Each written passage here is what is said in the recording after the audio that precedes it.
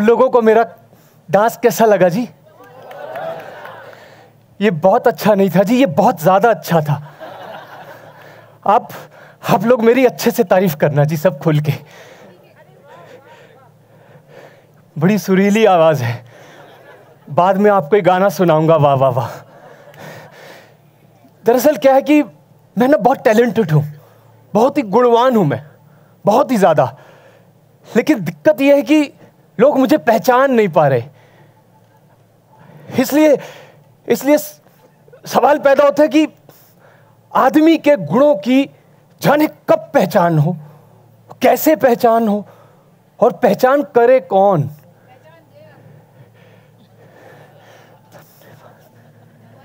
इसीलिए 2000 रुपए का नोट, इसीलिए अपने देश में भेष की पूजा होती है। भेष के आगे लोग सिर झुकाते हैं, पांव छूते हैं। भेष से इंसान की सारी बुराइयां छुपती हैं। भेष आदमी के गुणों की ऐसी सनद, सर्टिफिकेट कि अनपढ़ भी देखकर पहचान ले। बहुत से लोग भेष के जरिए ठगाई भी करते हैं। ऐसे ठगों के लिए भेष बिना पैसों का धंधा है। देखिए, जब तक भेष की पूजा करने वाले मौजूद हैं, तब तक इस धंधे में बरकत ही बरकत है। बहुत से लुच्चे लफंगे भेष की ओट में मनचाहा ऐश करते हैं। दरअसल दुख और आफत के मारे लोग भेष की शरण लेते हैं। ऐसे दुखियारों के लिए भेष सुख शांति की छांव है। इसीलिए एक बात याद रखिएगा, घुटी दवाई और मुंडी खोपड़ी, यानी कि पिसी हुई दवाई और गंजी खोपड़ी का कभी एतबार मत करना। इतने बालों वालों का एतबार जरूर कर लेना जी। बरसों पहले एक गांव में एक ऐसे ही भेषधारी महात्मा ने धूनी जगाई, आश्रम खोला। साथ में हट्टे कट्टे सुंड मुस्तंड चेलों की टोली। अनपढ़ अबूझ और गंवार लोग जिस पर भगवान, आत्मा, परमात्मा और मोक्ष में अमिट आस्था, ठगने के लिए ऐसी जाहिल भीड़ और कहां मिलेगी। बिना जाने बूझे चरणों में शीश नवाने वालों को ठगने में ज्यादा अक्ल की जरूरत नहीं पड़ती। उस भेषधारी महात्मा को पिछले कई वर्षों से भेष और धर्म का ऐसा ही चस्का लगा हुआ था। अब ज्यों-ज्यों वो लोगों से कहता, यहां आकर अपना समय नष्ट ना करो, त्यों लोग और ज्यादा आते। चेला बनाने के लिए वो बार बार मना करता, लेकिन उसके आसन पर चेला बनने वालों का तांता लगा रहता। वो बार बार कहता, भले लोगों, मैं कोई सिद्ध नहीं, मुझे तो भेष का रंग भा गया है। इस जय बम बोले, मुझे तो इस भेष का रंग भा गया है।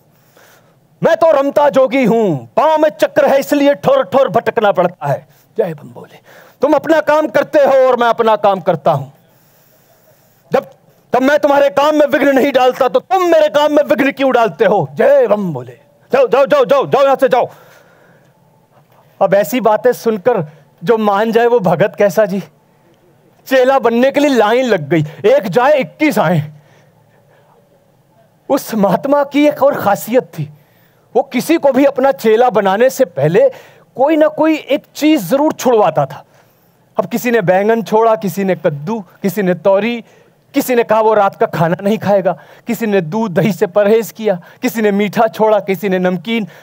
लेकिन तंबाकू, भांग, गांजा, अफीम, दारू छोड़ने वाले बहुत कम मिले। उस गांव में एक चोर रहता था, नामी चोर। वो रात को अपने काम पर जाता था और दिन में सोता था। जब चेला बनने का इतना शोर सुना तो उसे महात्मा से छेड़खानी करने की सूझी। एक दिन ऐन दोपहर को उठा, सीधा महात्मा जी के आश्रम पहुंच गया। उस समय चेलों की भीड़ भी कुछ कम थी। सीधा महात्मा जी के चरणों पर गिर पड़ा। गुरुजी, मुझे भी अपना चेला बनाइए। मेरा प्रण तो तू जानता है, कोई चीज छोड़ने की प्रतिज्ञा किए बिना मैं किसी को अपना चेला नहीं बनाता। कोई चीज छोड़ने की प्रतिज्ञा? किसी को अपना गुरु ना बनाने की प्रतिज्ञा करूं तो क्या आप मुझे अपना चेला बनाएंगे? तो बेटे फिर तुझे चेला बनने की जरूरत क्या है? अरे मेरी जरूरत है, मैं जानता हूं, उसको छोड़ो। बातों ने तो सिर्फ एक ही चीज छोड़ी, एक ही चीज छोड़ी ना। मैं आपके सामने 4 चीजें छोड़ता हूं, चलो आप भी क्या याद रखोगे? क्या छोड़ूं? पहली, रानी की खाट पर नहीं चढ़ूंगा, सोने के थाल में खाना नहीं खाऊंगा, हाथी पर सोने के हौदे की सवारी नहीं करूंगा, और चौथी कसम, इस जन्म में कभी भी राजा नहीं बनूंगा। अब तो चेला बनाइए। तेरी जोड़ का चेला आज तक कोई नहीं बना। तेरा गुरु होने का मुझे भी गर्व होगा। ये 4 चीजें तूने अपनी इच्छा से छोड़ी, एक मेरे कहे भी छोड़। हाँ, क्यों नहीं। अरे आपको तो जरूर छोड़ूंगा। आपका आदेश हो तो सांस लेना छोड़ दूं, फिर भी मरूं नहीं। इन 4 प्रतिज्ञाओं के साथ साथ अगर झूठ ना बोलने की प्रतिज्ञा भी ले ले तो सोने में सुगंध आ जाए। अरे सोने में सुगंध आए या नहीं ये तो आप जानो, पर झूठ ना बोलना। सोचने लगा, जब से होश संभाला झूठ ही बोला, पर जीवन कितना खराब है। अब सच बोलेंगे तो इससे ज्यादा तो खराब होगा नहीं। चलो एक बार सच बोल के भी देख लेते हैं। ठीक है, मैं आज से ही झूठ ना बोलने की कसम खाता हूं। देख, सोच समझ कर वचनों में बंधना। पर्ण ना निभाने से तेरे साथ मेरा भी भद्दा लगेगा, समझा तू? झूठ ना बोलना कोई हंसी ठट्ठा नहीं है। अरे आप उसकी चिंता मत करो। किसी और कारण से आपको नीचा देखना पड़े उसका जिम्मा आपका, लेकिन मेरी वजह से आपकी इज्जत पर कभी कोई आंच नहीं आएगी। मुझे मंजूर है। अब तो चेला बनाइए। तब ना चाहते हुए भी महात्मा को उसे अपना चेला बनाना पड़ा। उसने चोर के बाएं हाथ पर सूत बांधा और चोर ने उसे एक नारियल भेंट किया। उदयपुर वालों, एक नारियल में चेला बनना महंगा नहीं है। किसी को बनना है बन जाओ, बाद में मौका नहीं मिलेगा। जोक सपाट जी। अब आप लोग सोचिए कि झूठ बोले बिना तो बनियों का धंधा भी नहीं चलता, फिर वो एक चोर ठहरा, पर धंधा तो करना ही था। महाजन धंधे के लिए दिसावर जाते हैं, दिसावर दूसरे देश, तो वो भी धंधे के लिए दिसावर जाएगा। बस फटे कपड़े, फटे जूते पहने लिपतर दिसावर के लिए चल पड़ा। चलते एक नई रियासत में पहुंचा। शाम का अंधेरा घिराया था। नजदीक ही मंदिर से आरती की आवाज आ रही थी। वो जाकर भक्तों के साथ जाकर शामिल हो गया। आरती खत्म हुई तो दूसरे भगत अपने अपने घर चले गए, लेकिन वो वहीं भगवान की मूर्त के सामने खड़ा रहा। बस चुपचाप भगवान को देखता रहा। इतना साफ सुथरा मंदिर छोड़कर और कहां रात गुजारता। बस चुपचाप भगवान की तरफ देखता रहा। भगवान की मूर्त की बजाय उसमें जड़े हीरे मोती उसे ज्यादा सुहाने लगे। बस भगवान को एकटक देखता रहा। पुजारी ने इस नए भगत की ओर देखा। फटे कपड़े, फटे जूते, एकटक भगवान को निहारता हुआ पूछा, तुम कौन हो भाई? कहां से आए हो? जी मैं चोर हूं, आज ही आया हूं। जोर से बोलो, सुनाई कम देता है। जी मैं चोर हूं, चोर, आज ही आया हूं। चोर का मंदिर में क्या काम? चोरी और चोर का क्या काम हो सकता है? क्यों रे बावले, हमारे सामने खड़ा झूठ बोल रहा है। अरे हम 50 बरस से इस मंदिर के पुजारी हैं। घट घट का बात तो अंतर्यामी जाने, पर हम भी आदमी की शक्ल पहचानते हैं, है? अरे चोर तो ठोकने पर भी सच नहीं बोलते। देख देख देख तेरी बातें सुन के घट घट का वासी मुस्कुरा रहा है, घट घट का वासी मुस्कुरा रहा है। चोर ने पुजारी को गौर से देखा, सफेद दाढ़ी, सफेद बाल, माथे पर चंदन का तिलक, गले में रुद्राक्ष की माला। बोला, जी मैं हूं तो चोर, अब आप माने ना माने आपकी मर्जी, और मेरी बातें सुनकर भगवान मुस्कुराए तो भगवान की मर्जी। मैं पंडित जी आज की रात यहां काटना चाहता हूं, आपको कोई एतराज तो नहीं है? अगर होगा तो मैं चला जाऊंगा, अगर आप। अब पता नहीं जी क्या हुआ, पंडित की अंदर कौन सी बिजली कौंधी या कौन सा विस्फोट हुआ, उसे चोर की आंखों में भगवान दिख गए, या उसकी जरूरत इतनी थी भगवान को पाने की, पता नहीं।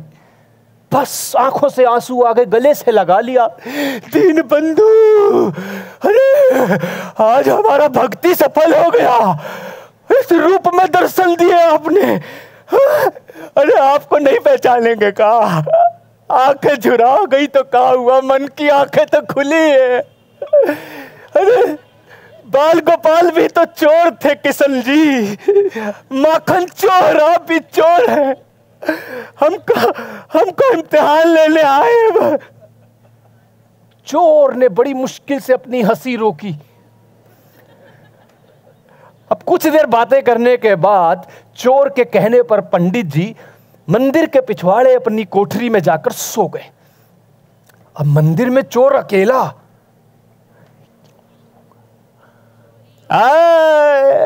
वो तो ऐसा चोर था कि सोतों के कपड़े उतार लेता था, पर पीछे क्या छोड़ता।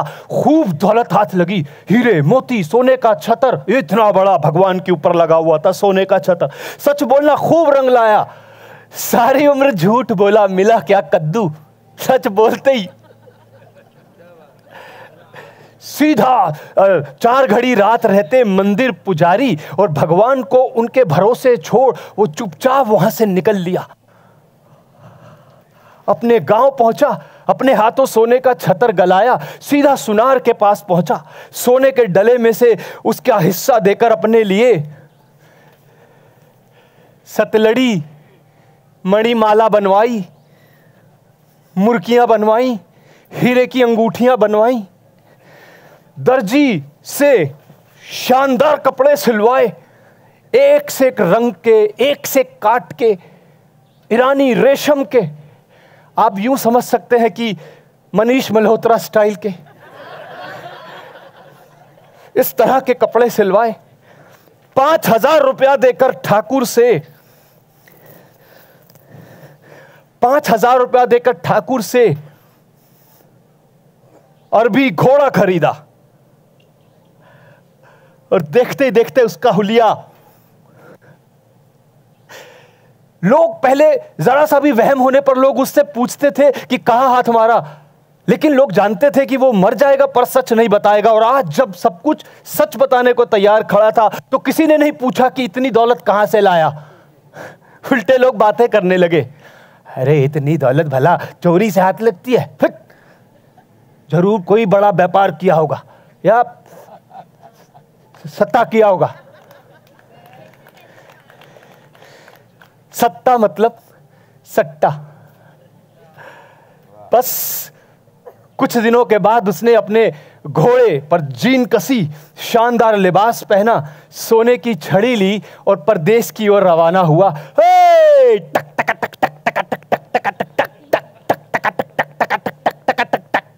बढ़िया घोड़ा हो तो फासला कटते क्या देर लगती है। अगले ही दिन एक बड़े शहर में डेरा डाला, थोड़ा सा विश्राम किया और संध्या होते ही नगर के सबसे बड़े सेठ की हवेली जा पहुंचा। अब ऐसो वैसो के यहाँ क्या हाथ मारना, बड़ा धावा तो बड़ों के यहाँ ही मुमकिन है। सेठ शाम का खाना खा के अपनी बैठक में वापस आ गया था। अचानक अनजानी खंखार सुन पूछा, कौन? मैं चोर हूं। चोर के बोल सुनते ही हड़बड़ाकर उठ बैठा, पर चोर का हुलिया देखा तो जी थोड़ा सा ठिकाने आ गया। मुस्कुरा दिया, भाई इतने जवाहरात तो उसके पास भी नहीं थी, इस पर सोने की ये छड़ी। बस मुस्कुरा दिया। बड़े आदमी, चोर के नाम से बेकार क्यों डराए हो?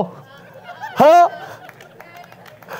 मैं सकल से इतना बेवकूफ लागू के? हाँ? अरे पल में पहचान लूं कौन चोर है कौन साहूकार। तब तो सेठ जी आपकी परख बिल्कुल खोटी है। मैं तो आप ही कह रहा हूं मैं चोर हूं और चोरी करने आया हूं। अच्छा, आपको क्या लगता है मैं कौन हूं? आप हो उज्जैन के सबसे बड़े चोरी।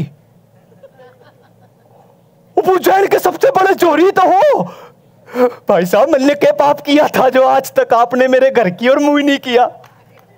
कोई बात नहीं, आज मेरे की यही बहुत है। ऐसे ऐसे हीरे मोती माणक पन्ने और लाले दिखाऊंगा, आप भी याद रखोगे।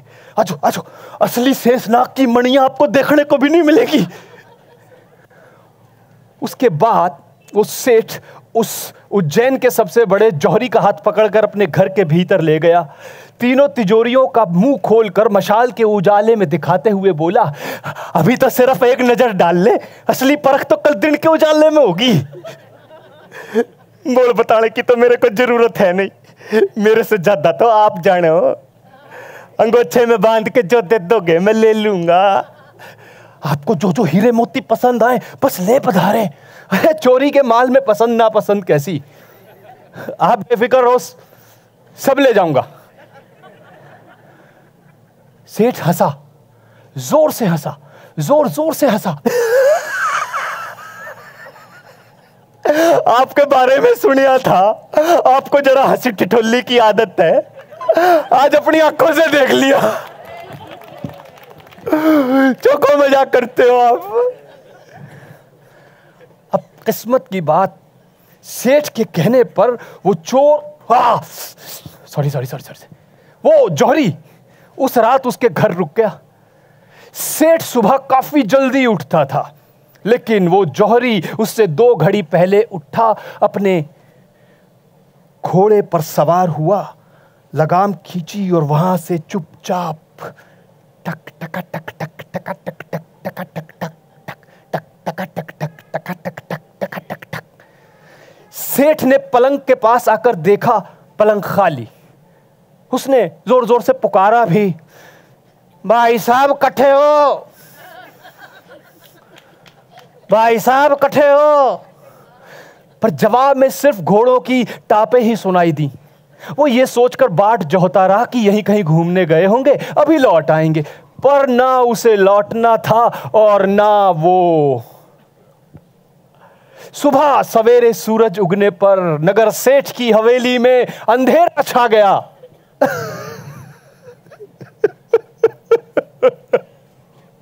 चंडाल ने सोने के नाम पे कुछ भी नहीं छोड़ा।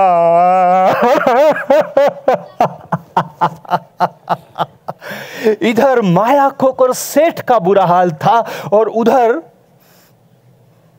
माया पाकर चोर का बुरा हाल था। देखिए देखिए, उसके पास दौलत बहुत थी, है ना? तो क्या करता, इतनी सारी दौलत क्या करे?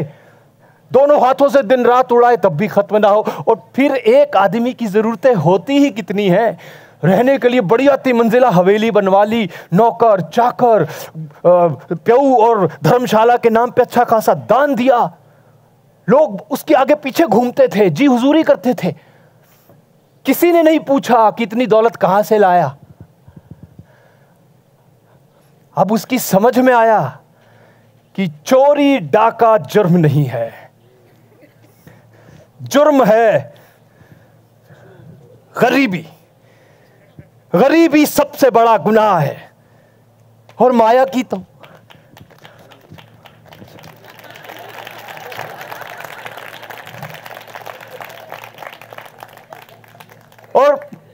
तो लीला ही न्यारी है। उसके छतर तले सारे पाप सारे जुर्म छुप जाते हैं।